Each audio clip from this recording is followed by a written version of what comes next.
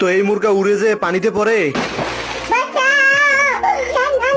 তো মুরগা কারেন্টের তার ধরে উপরে উঠে আসতেছিল। खराब हो जाएगा मैं माँ তো কেসো পালিয়ে একটি পাইপের মধ্যে ঢুকে।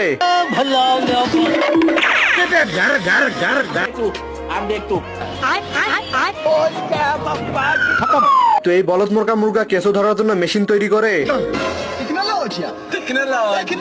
তো কেসোর সন্ধান পেয়ে সেখানে ফুটা বড় করে তার মধ্যে একটি পাইপ ঢুকিয়ে দেয়।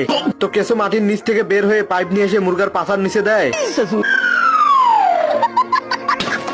তো কেসো মুরগাকে চেতিয়ে গর্তের মধ্যে ঢুকে পড়ে। তো বলদে মুরগার আঙুলের মধ্যে কেসোর পেন্টিং করে ফেলে। তো বলদ মার্কা মুরগা তার আঙুলের মধ্যে হাতুড়ি দিয়ে বাড়ি দেয়।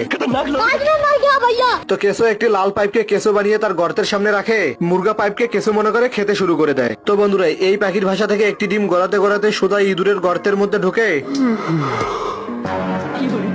ये सब क्या देखना पड़ रहा है? अच्छा है मैं अंधा। তো এই বলদের নিচে ডিম দেখে এর তো বিসি কান্দে উঠে গেছে।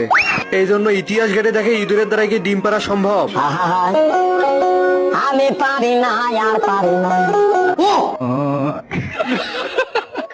तेरा बाप यहाँ छोड़कर गया था कि तेरी माँ? তো ইঁদুর এখন তাকে বাজ পাখির বাচ্চাকে পালা শুরু করে দেয়। তো এইভাবে চলতে চলতে বাজ পাখি এখন অনেক বড় হয়ে